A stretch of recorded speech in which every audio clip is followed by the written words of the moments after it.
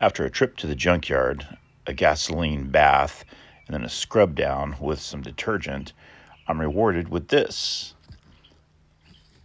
A late model T5 overdrive transmission. Yeah! Okay, to start off with, we got some parts from Anaheim Gear, which include the 5-liter input shaft and bearing retainers. First, we need to press on a bearing.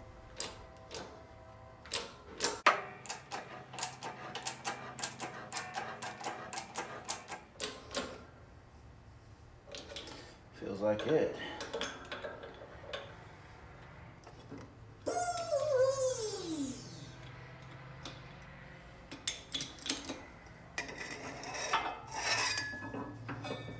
There we go.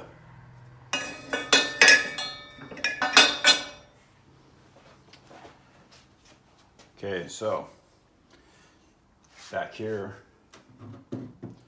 we have the Ford bearing retainer. This is a GM style of bearing retainer. This is off an S10. This would be the A5 bearing set. It'll just kind of drop in place there. Our input shaft goes in, and there we go. But normally it would be like this, but that's not what I'm doing. Got a little trickery up my sleeve, so to speak.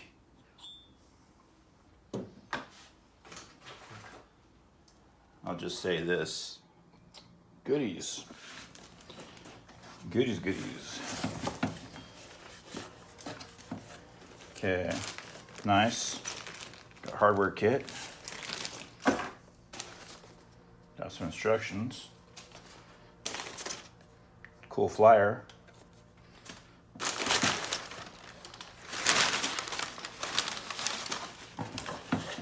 And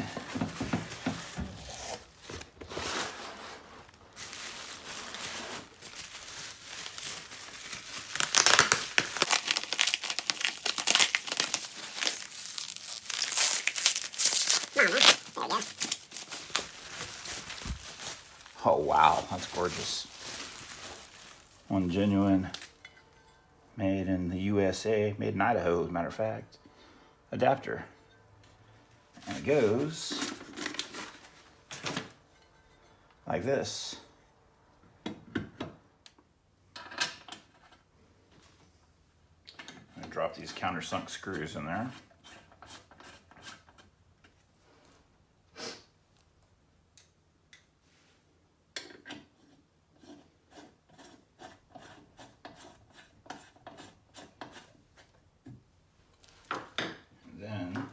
I've already set one place, but the other one, these are some studs that go back here. These are going to be your traditional GM wide pattern. This is going to go through the top, fill it in there. These are studs. You're going to run them down so that they're just flush or slightly below the level of the tranny mount here. And that's pretty close. There we go. Okay, so we got those, got these guys. Then after that, you're gonna have studs that go here and here. These are the large studs that come with it. They screw in, and then you're gonna have a set of bolts that go down here, and the transmission will, with your GM mount,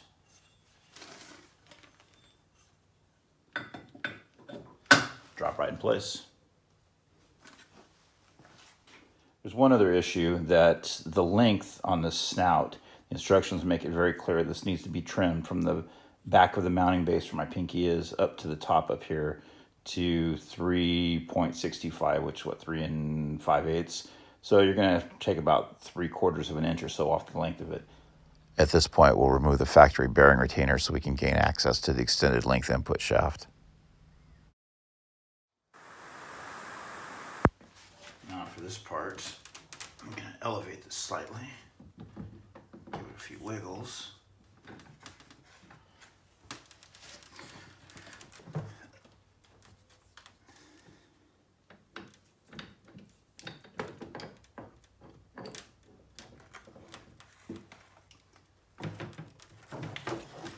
And it comes.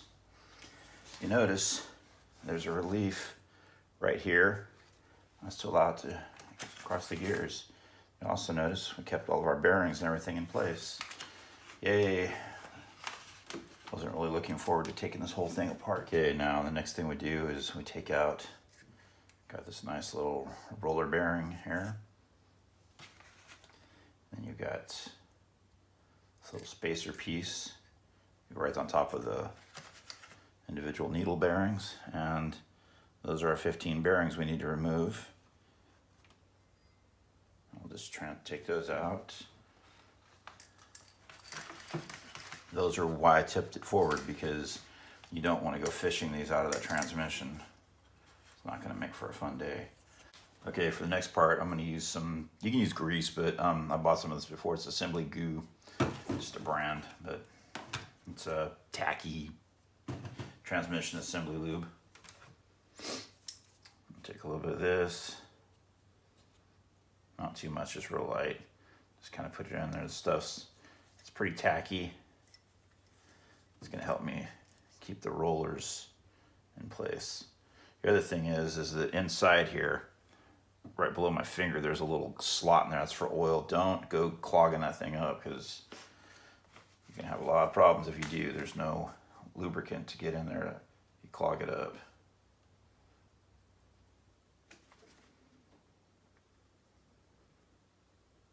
And you just take these guys one by one, stick them in. So I'm going to fast forward through this.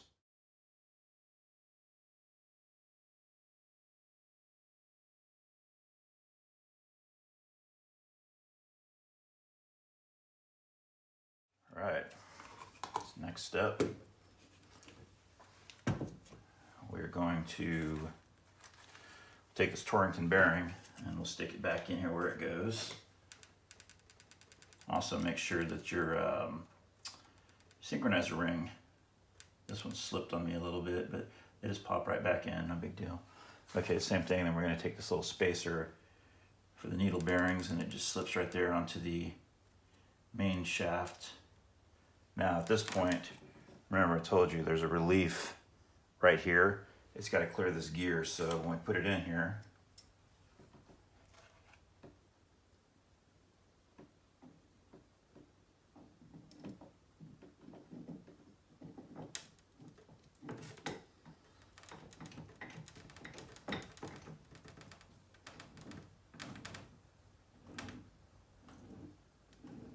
rock and roll. We're all set.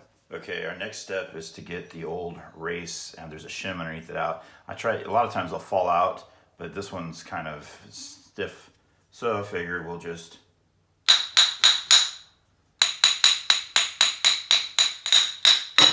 there it goes. Okay, and inside here there's a shim. There we go. That's what we're going to start with. Let me transfer these cones over. Okay, so here's a new one. So we'll take this guy, I'll put it in there, and I'm going to go with my new bearing race. Put that right there. And at this point, actually, that's how it comes out right there. Okay, there's two. There's a thick and there's a thin one. And if you look on the front here, get in there. There you go. If you look on the front, there's a large divot, that's the thick one. There's a little one, this points up. So we're gonna slip this guy on.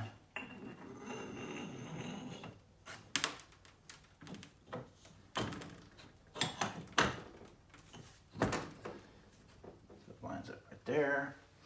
Then you want to go through, you want to put your bolts in. I'm going to have to clean them up off camera. You put your bolts in, you're going to test for shimming.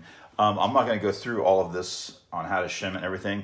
There's some great videos out there. One's by Paul Cangialosi. He runs 5speeds.com. Also the Gearbox on the videos for YouTube. He does a really, really good job. And there's one that he teamed up with a guy named Eric the Car Guy. You can search those on YouTube. They did a really, really good job on rebuilding the T5, tearing it down, rebuilding it, shimming it, everything. There was another video that I discovered. It's called Junkyard Dog. He he does a pretty good job too. He's got a multi-step video, so go through and check those out if you want to know more about how to do this. Ran through. I had to clean these up a little bit. I don't know if you can see that on there or not, but there was, I don't know, some kind of sealant or something, but even on a wire wheel, it didn't want to clean it up, so I ran it with one of my thread restorers. Obviously, these transmissions aren't rated. This one was rated at 300 foot-pounds. This was basically, this was the, even though it's a V6, it was set up for the same rating as their V8 cars. They seem to be pretty decent. I'm not going to be beating on it, and I'm going to be going to visit 5speed.com to get one of his steel reinforcement plates. It goes in the back and holds, keeps everything in place, keeps your clearances in place, and keeps the bearing from eating into the case. Some nice stuff. Okay, so at this point, we can turn the input shaft. It's got a little bit of drag on it. It's got a brand new bearing though, so that's going to be there. But this is actually pretty good. So if you were to shim this thing up, if you have side-to-side wiggle, that's normal. This thing actually doesn't really have much of anything, but it's got, I can feel a slight bit of play, but I can turn the thing. It's actually, that's probably pretty damn good. Usually you torque these down. I think they go to 20 foot-pounds, seems like. But like I said, I'm going to be going through this transmission anyways. I just want to show you guys what we're going to be doing. So, okay. So now we have a point where we have a T5 transmission. This is out of an 01 Mustang, I believe it was, a V6. Not the V8 cars, V6. You can use 94, 95 V8 or 94 to 04 6-cylinder. The 94 to 98, they have a mechanical speedometer, and the 99 through 04, they have an electronic. I'm going to be going with electronic gauges, so I didn't care the fact that I ended up with an electronic sending unit for my speedometer. It doesn't matter to me. Over here you got the reverse lights, and there's an extra plug just to the right and just below. If you see that on there, what that means is that's an indicator that you have a synchronized reverse, which I think is kind of cool. Okay, so I thought I'd give you guys a little rundown real quick. So this, okay, a little grungy and everything, but this is our reverse connector. This is your reverse light switch. This is what I was talking about here. When you have this, it's a retainer, I'm sure it has to do with the synchronized, probably a Paul mechanism in there, something that it hits. But anyways, this indicates that you have a synchronized reverse on it. And then over here,